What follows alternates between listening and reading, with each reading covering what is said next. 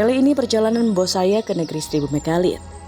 Di lembah indah dan permai, peradaban kuno penuh misteri dan mempesona tersimpan apik agar kita menyadari tanah air Nusantara telah dimulai sejak puluhan ribu tahun lalu.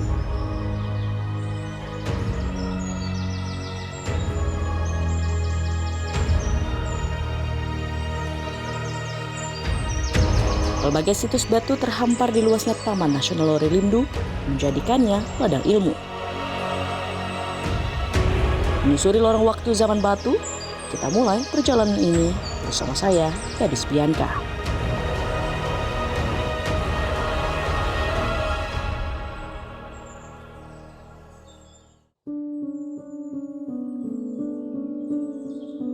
Sejak beberapa tahun belakangan, situs-situs megalitik di Sulawesi Tengah menjadi perbincangan para ilmuwan dari berbagai penjuru dunia. Alasannya sederhana. Situs-situs ini merupakan salah satu warisan dunia untuk melihat kembali peradaban manusia di zaman prasejarah era megalitikum. Era yang ditandai dengan struktur batu-batu besar yang dibuat pada 4000 hingga 1500 tahun sebelum Masehi. Masa inovasi budaya dan seni yang hebat terjadi pada masa ini, serta dimulainya kemajuan teknologi, kepercayaan, dan peradaban masyarakat yang menjadi dasar bagi peradaban yang akan datang sesudahnya.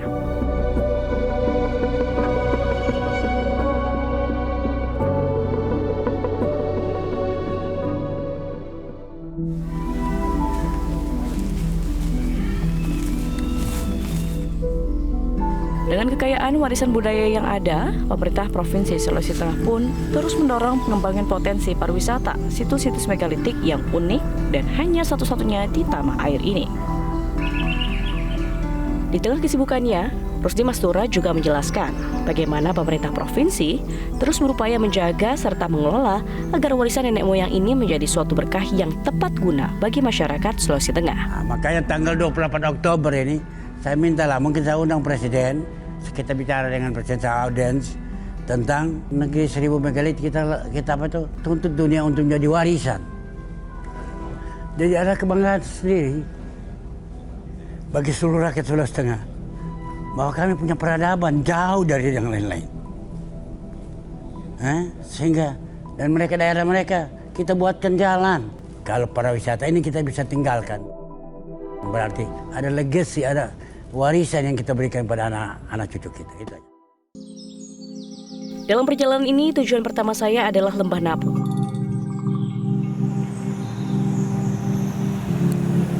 Dari Kota Palu, kami melewati Kabupaten Sigi sebelum masuk ke Kabupaten Poso. Perjalanan melewati gunung dan hutan selama kurang lebih 4 jam tak terasa berat ketika saya akhirnya bisa melihat permukiman warga di ujung mata.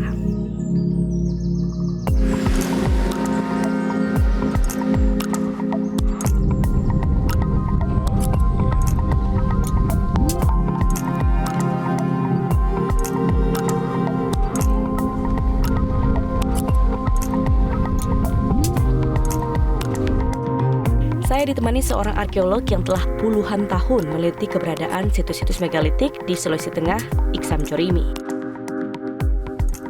Pak Iksam membawa saya ke padang savana luas nan indah di Kecamatan Lore-Peore, tempat situs megalitik Watunongko berada.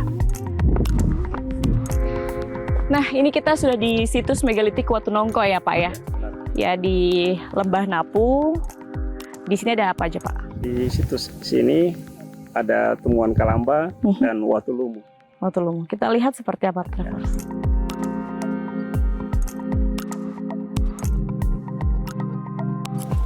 Ini apa ya, Pak? Ini namanya tinggalan Kalamba. Kalamba. Ya. Berarti ini yang disebut untuk pemakaman. Ya, untuk penguburan. Dan dalam bahasa Lore, Kalamba itu artinya perahu. Oh. Maksudnya perahu arwah. Nah, gitu. Dan salah satu Kalamba yang ada di sini ditemukan mempunyai ragam hias menyerupai wajah. Ya, ini ya Pak ya mata ya? Ya, ini jadi dipahat berbentuk bulat. Ya. Dan ini bentuk hidungnya agak mancung ini. Jadi ini bagian tutupnya ya Pak ya? Iya, ini bagian dari tutup Kalamba. Kalau dalam bahasa Lore disebut tutuna. Tutuna arti untuk penutup. penutup untuk makamnya ya. Untuk ya untuk Kalau sudah wadahnya. dikuburkan, Disimpan di dalam, disimpan, kerangkanya kemudian ditutup. digeser batunya. Ini ada pola-pola bentuk cerukan begitu, kenapa Oh ya, Pak? memang ini sengaja dibuat. Aha. Dakon namanya. Dakon? Bentuk ini sengaja dibuat ini bentuk dari penggambaran posisi bintang di langit. Oh, Karena masa prasejarah itu mereka menghitung hari-hari yang baik untuk melakukan aktivitas berdasarkan posisi bintang di langit.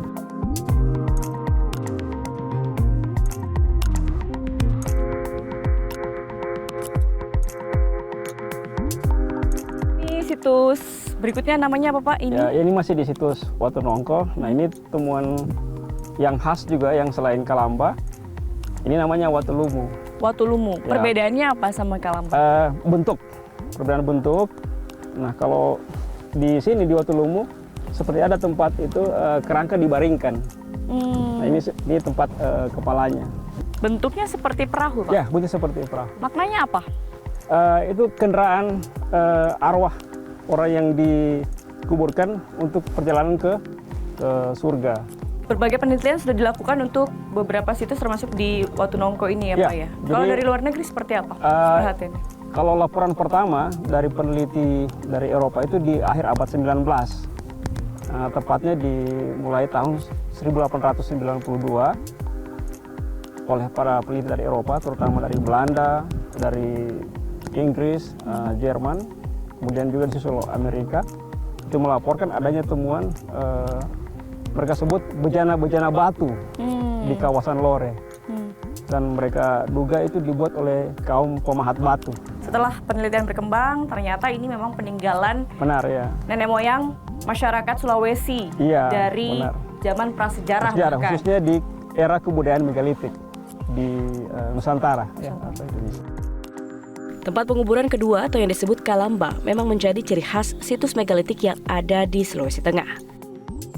Ciri khas menarik lain ditemukan pada Kalamba yang ada di situs megalitik Watulumu, di mana Kalamba yang ada di sini memiliki corak ukiran wajah manusia dengan berbagai ekspresi.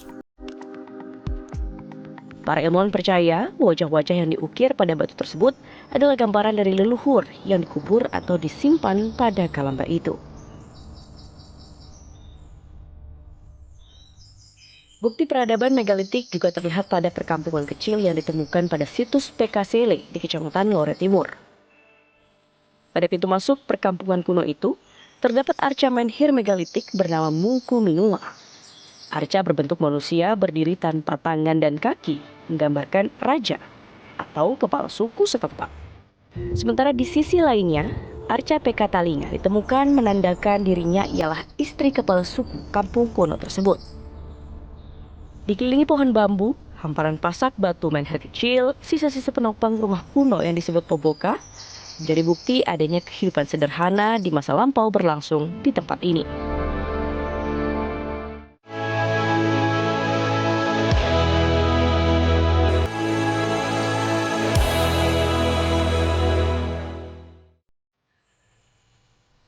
Keberadaan cagar budaya situs megalitik tidak lepas dari peranan masyarakat suku Lore sebagai masyarakat asli yang tinggal di kawasan Taman Nasional Lore Lindu. Menurut catatan para peneliti, sekitar 400 situs megalitik tersebar di 3 kawasan di Kabupaten Poso, yakni di Lembah Napu, Lembah Besoa, dan Lembah Bada. Di Lembah Besoa atau masyarakat menyebutnya Lembah Behoa, saya berkenalan dengan Pak Amin, tokoh adat setempat yang sepanjang masa hidupnya menjaga warisan berharga tradisi Lore, termasuk bagaimana hukum adat Lore berperan dalam melindungi situs purbakala. Seperti kemarin ada pengerusakan di Batu Toki, arcanya diambil, dicuri, dibawa ke Palu, sudah sampai di pelabuhan, tapi masyarakat kejar melalui lembaga adat, dikejar sampai melibatkan polisi, diambil itu, arca itu dikembalikan di sini. Sehingga pelakunya itu disanksi sangat berat dia, 5 ekor sapi dia bayar itu, dia punya kesalahan itu. Saya asik berbincang dengan Pak Amin di bawah buho atau lumbung padi milik masyarakat suku Lore. Selain menjadi tempat masak atau dapur dengan tungku perapian di tengah, tempat ini memang biasanya dijadikan sebagai tempat mugombo atau tempat musyawarah adat dilakukan. Jadi setiap rumah adat Tambi itu harus ada buhoknya karena tempat menyimpan padi. Jadi diibaratkan sebagai suami istri. Kalau Tambi itu suami, buhok ini istrinya. Sepasang ya? Ya, sepasang. Makanya di ujung tangga itu ada gambar, di sana wajah laki, di sini wajah perempuan di ujung tangga itu.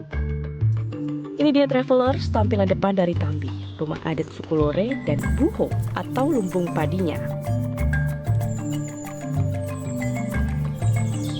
Menarik sekali saya berkesempatan masuk dan melihat langsung interior bangunan rumah Tambi, warisan asli dari ratusan tahun lalu yang tersisa hanya satu-satunya di Lembah Besoa ini.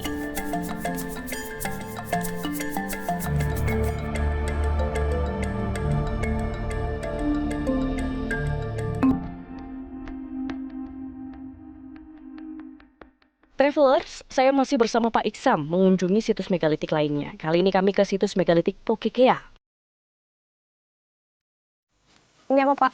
Situs? Ini salah satu tinggalan megalitik yang khas dan unik di situs Pokekea ini. Namanya Kalamba. Ini Kalamba juga ya? Masih jenis Kalamba. Pak, ini kalau kita lihat motifnya wajah ya Pak ya? Ya, benar. Jadi di sekeliling wadah Kalamba ini terdapat 8 ragam hias menyerupai wajah manusia. 8 melingkar Ya, di Kalamba ini. Jadi dia maknanya apa Pak? diasumsikan itu sebagai penjaga di 8 arah mata angin supaya bisa memberkati kehidupan masyarakat di masa lampau. Kalau kita lihat situs megalitik di Poso ini kan luar biasa banyak, Ya, melimpah begitu di berbagai tempat di Lembah Napu sebelumnya, kita di ke Napu, Besoa ya. juga. Maknanya apa Pak melihat adanya situs-situs megalitik ini? Pertama nilai akademis.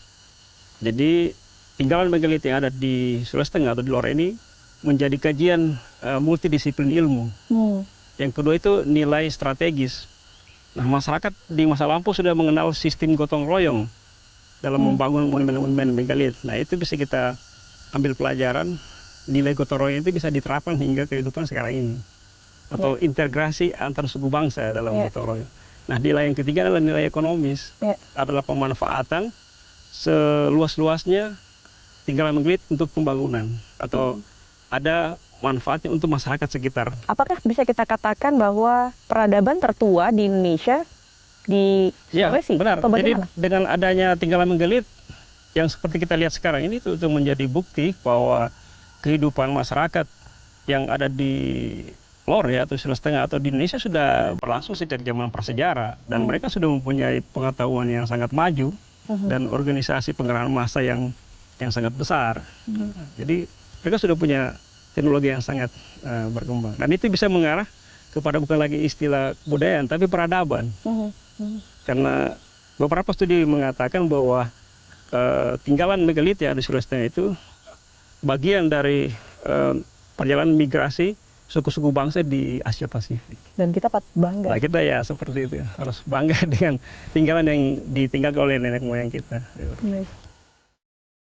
Situs Pokekea menjadi salah satu situs yang memiliki ragam artefak paling lengkap. Beberapa Kalamba yang ada di sini memiliki ragam hias bernilai seni tinggi. Hanya golongan berstrata sosial tinggi saja yang memiliki ragam hias di Kalamba atau makam mereka. Hiasan yang menarik salah satunya adalah yang menampilkan makaka Sulawesi.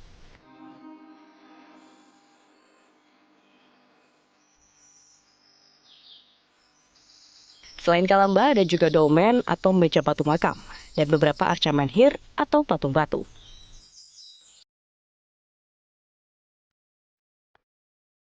Sementara itu ada juga arca menhir dengan bentuk serupa di Lembah Besoa, yakni arca menhir Tadulako. Arca ini dipercaya merupakan penggambaran panglima perang di masa megalitikum. Arca-arca menhir ini merupakan situs-situs yang paling sering dikunjungi wisatawan. Selain masyarakat, peran Taman Nasional Lorelindo tidak lepas dalam memaksimalkan potensi wisata kawasan. Bukan hanya untuk para wisatawan yang ingin melihat ragam flora fauna endemis Celebes, tetapi juga mereka yang ingin mengenal budaya suku Lore. Kebanyakan wisatawan mancanegara ya, itu para hobis burung yang berpoting. Tapi dalam kita mengantar atau menggait mereka, kita juga mempromosikan bahwa wilayah kami itu seperti ini kehidupan masyarakatnya, termasuk potensi-potensi megalit yang ada di sini. Sehingga mereka datang ke Lorelindo itu mendapat nilai tambah.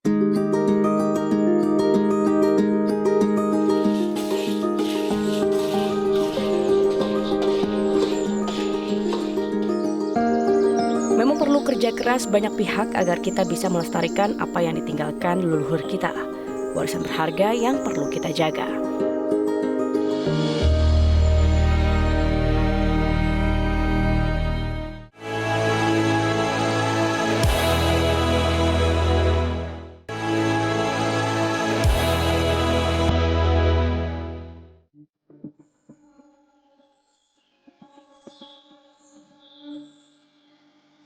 Setelah perjalanan panjang dan melelahkan melewati lembah Napu dan lembah Besoa, kali ini saya berada di lembah Bada.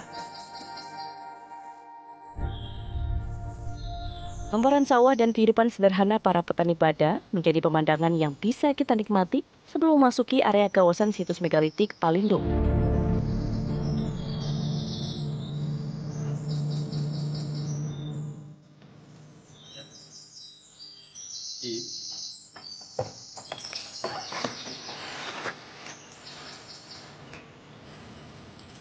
Ya, sekarang kita sampai di... Ini namanya Palindo Lara, Pak. Artinya apa itu? Kalau dalam bahasa Lore, dialek Bada itu artinya pelipur lara. Ya, orang yang bijak. Jadi ini fungsinya Jadi di masa megalitik, di masa prasejarah, fungsinya itu adalah untuk pemujaan. Jadi ini adalah simbol dari leluhur atau nenek moyang. Kalau kita lihat ini satu-satunya yang memang paling besar dan paling tinggi, apa dan berbentuk itu manusia. Iya, jadi patung Palindo Lara ini di Indonesia termasuk parchment megalitik dari budaya megalitik yang terbesar di Indonesia. Tingginya dari permukaan tanah itu sampai di ujung kepala 4 meter. Ya, sementara patung-patung lain di Indonesia itu lebih kecil daripada ukuran patung Palindo Lara ini. Dan kalau diukur sampai bawah masih panjang lagi atau? Iya, itu berdasarkan hasil scan tahun 2022 tahun lalu itu totalnya dari bawah tanah itu kan di permukaan ke bawah itu sekitar 3-4 meter. Jadi totalnya hampir sekitar 7 meter. Wow, sampai Ya. 7 meter ya? Ya. Ini manusia raksasa. Ya, terasa seperti itu. Kalau kita lihat posisinya ini agak miring. Dari awal ditemukan sudah begini atau seperti? Ya, dari hasil laporan peneliti di akhir abad 20 memang sudah dilaporkan ditemukan dalam keadaan miring. Tapi ada cerita rakyatnya bahwa patung ini miring karena dulu ada perang antar suku saling memperebutkan patung ini. Kalau dilihat jenis kelamin ini laki-laki atau perempuan? Kalau dari genetanya sudah jelas ini adalah laki-laki. Dan digambarkan dipahat kedua tangan itu mengarah kepada genitalia. Oh, ini jarinya ya? Ya, jari ada 5 jelas. Saat itu ya. Menhir yang raksasa ini yang ada di sini Palindo. Jenis batuannya apa, Pak? Ini menurut para ahli geologi jenis batuan granit. Granit. Ya, ini batuan sebenarnya yang sudah cukup sulit untuk dibentuk atau dipahat. Jadi di masa prasejarah itu waktu mereka membuat ini termasuk mempunyai keahlian yang sangat tinggi karena ini jenis batuan yang keras. Apa yang spesial dari patung Palindo ini, Pak? Selain dari bentuknya yang besar, terbesar di Indonesia atau mungkin di Asia Tenggara, dan juga dari atributnya ini. Jadi atributnya ini misalnya dari memakai ada ikat kepala, yang tradisi memakai ikat kepala itu sampai saat ini suku Lore itu masih menggunakannya dalam berbagai kegiatan di masyarakat. Jadi kalau ada kepalanya ya? Ya, itu namanya siga. Siga? Ya, ikat kepala. Dan pembuatan siga dari kain kulit kayu di Lembah Bada ini masih berlangsung hingga saat ini.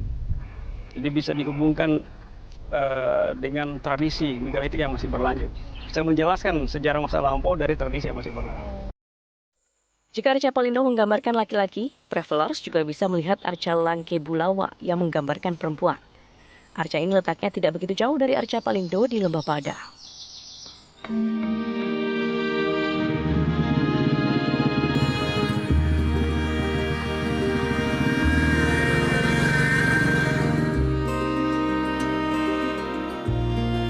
Permisi, Bapak. Iya. Ini lagi buat apa, Pak? Ini lagi buat hiasan. Yang sementara saya buat ini gelang. Gelang tangan. Yang terbuat dari biji buah kalide. Oh, jadi kalide itu biji-bijian ini ya? Iya, Saya boleh lihat-lihat dulu ya, Pak ya? boleh. Silakan. Di sini travelers bisa membawa pulang berbagai kerajinan yang dibuat dari biji buah kalide, termasuk ikat kepala khas suku Bada. Permisi. Silakan diatur di depan cermin. Mana posisinya di Oke. Ada juga loh baju adat kebanggaan suku Bada yang terbuat dari biji kalide dan dari kulit kayu. Sebuah karya seni tingkat tinggi yang diturunkan dari para leluhur dan terus dilestarikan.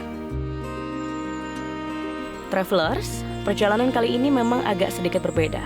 Namun lagi-lagi, saya menemukan banyak alasan untuk terus mencintai Indonesia. Dengan berbagai kekayaan yang kita punya, sudah sepatutnya kita bangga dan turut ambil peran dengan cara kunjungi, lindungi, dan lestarikan.